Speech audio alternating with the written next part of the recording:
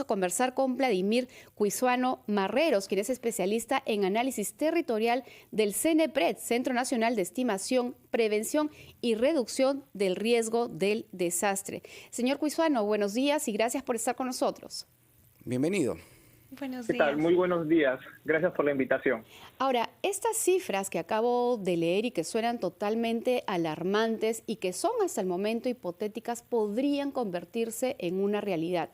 Y si yo estuviese al otro lado, en mi auto de repente o en mi casa, escuchando el programa del día de hoy, me podría pensar, ¿y quién podría estar dentro de esas cifras? Y eso tiene que ver con estar en lugares vulnerables. ¿Qué determina una zona para que sea vulnerable? Ok, son varios factores. En primer lugar, la ubicación en nosotros estamos, donde debemos preguntarnos dónde está nuestra vivienda, dónde está nuestra casa. Probablemente podemos ver ver los estudios de las entidades técnicas científicas y qué dicen ellos. Por ejemplo, ya tenemos un mapeo de la ciudad, principalmente Lima Metropolitana y el Callao, donde podemos ver cuáles vienen a ser estos sectores donde podrían tener, podríamos decir, mayores impactos frente a un sismo. Estaríamos hablando principalmente de los distritos que viven en ámbitos de laderas, de cerros y ámbitos cercanos a la línea de costa, que posterior a un evento sísmico podrían ser impactados por un tsunami también.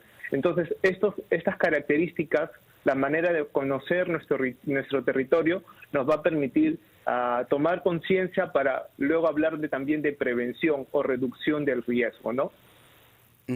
Señor Cuisano, bienvenido a RPP. Le saluda Jorge Rodríguez. Les contamos a nuestros oyentes y televidentes que Vladimir Cuisano es geógrafo de profesión. Y en ese sentido, ¿dónde está la responsabilidad de quienes han ido permitiendo lamentablemente este tipo de construcciones? Y como ciudadanos, ¿qué tipo de acciones debemos tomar precisamente para no caer en esta misma situación? Porque se habla mucho de la debilidad de las construcciones. Bueno, lo que pasa es que el último evento sísmico que hemos tenido en Lima Metropolitana es de 1974, que fue de un 8 puntos magnitud momento, ¿no? Entonces, tal vez muchas de las generaciones que actualmente estamos en la ciudad no hemos tenido esa experiencia y nuestra percepción frente al peligro sísmico es muy bajo y estamos ocupando lugares y espacios que no deberíamos estar ocupando y nos estamos exponiendo. Entonces, creo que la mejor alternativa para poder ir contra eso sería principalmente el conocimiento. Y las entidades técnicas elaboran mucha información y en CENEPRED también elaboramos un escenario en donde identificamos dónde vienen a ser estos sectores que podrían estar más expuestos para que las personas que viven en ese lugar podrían tomar ya las medidas desde ahora. Si es que yo tengo una vivienda que, por ejemplo, no ha sido construida con las normas de construcción, entonces para reforzarla, ¿no? Si yo voy a construir una vivienda, tengo que pedir los permisos y que éstas cumplan con las garantías de acuerdo a mi ubicación. Y eso también va a permitir que en el caso que llegue un sismo, el impacto de esto sea lo menos negativo. Claro. Sí. Señor Cuisano, buenos días. Noemí Mamani le saluda desde Cusco. ¿Cuáles son esos sectores? Y de repente ampliar un poquito más a qué lugares, seguramente han hecho estudios, ¿cuáles son las regiones del país con mayor proporción de sufrir efectos negativos durante un terremoto? Le pido por favor que nos espere un minuto para escuchar a nuestros anunciantes. Al regresar seguimos conversando con usted porque es información importante para que estemos preparados frente a una emergencia. Regresamos con más en Encendidos. Vladimir Cuisano Marreros, especialista en análisis territorial del CENEPRED. Señor Cuisano, le había dejado una consulta pendiente para estar preparados, ¿no? ¿Cuáles son esas zonas de alto riesgo? Y también, ¿qué regiones se ha podido identificar o ha podido identificar CENEPRED que son las más propensas a, de repente, registrar emergencias, terremotos, huaicos, desbordes, para tenerlo en cuenta, por favor? Bien. Bueno, con relación al tema de los sismos que justo estamos hablando, puedo hacer referencia a los informes que realiza el IGP, el Instituto Geofísico del Perú. Y, por ejemplo, en la parte sur, en la parte andina sur, ahí tenemos sismos de tipo cortical, que son sismos superficiales, intermedios.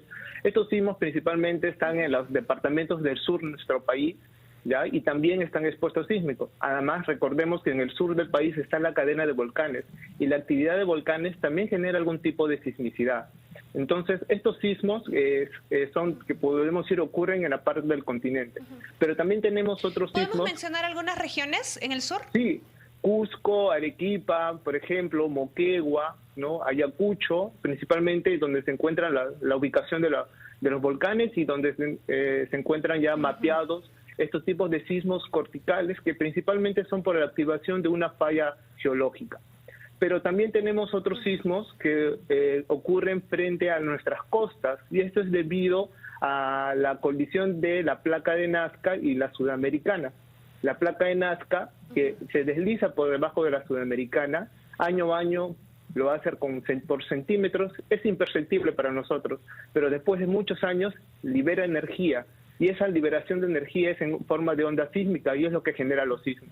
De acuerdo a un estudio del IGP del año 2020 de análisis de sismicidad para el borde occidental del Perú, ellos identifican que en esta parte, en la costa de Lima, en la costa central del país, se espera un sismo grande. También se esperan otros sismos, no tan grandes, pero también considerables, frente a las costas entre los departamentos de Ica y Arequipa, y también frente a las costas de los departamentos de Moquegua y Tacna. De acuerdo a este estudio, estos vienen a ser los ámbitos frentes a las costas que podrían generar un sismo. El más grande del que se espera viene a ser para la costa central, el que estamos esperando para Lima, el que se cree que podría ser por lo menos de un 8,5 magnitud momento, y para el cual nos debemos estar preparados para reducir el riesgo en nuestros ámbitos. Vamos a tener oportunidad de ver cuál es la manera de estar preparados más adelante con otro de nuestros invitados que ya está, dicho sea de paso, en cabina. Pero yo quisiera preguntarle, nos ha hablado de un evento de ondas corticales y otro de ondas sísmicas. No sé, no he entendido muy bien esa parte y probablemente muchos de nuestros oyentes tampoco entienden qué significa.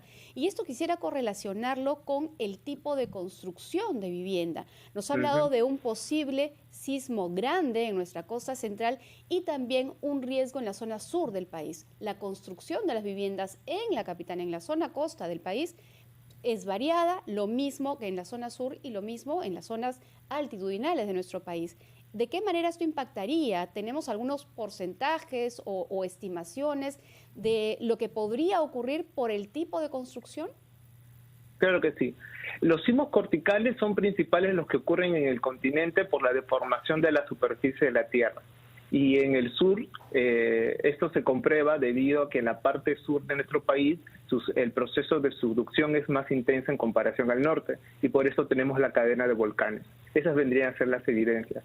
Mientras que los otros sismos que les mencioné que ocurren frente al mar es debido al choque de la placa de Nazca y la sudamericana, que generan también sismicidad. O sea, ¿no? ¿Son dos tipos de movimiento, dos maneras de moverse? ¿A eso se refiere? Son dos formas de generación de sismos. ¿No? De generación de sismos. El origen, entonces. El origen, exacto.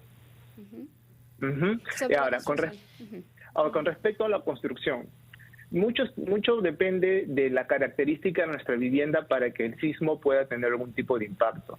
Los sismos no matan personas. Si nosotros tuviéramos viviendas que estuvieran construidas en la mayoría de acuerdo a la normativa, probablemente después de un sismo las viviendas no sufrieran muchos daños, ¿no?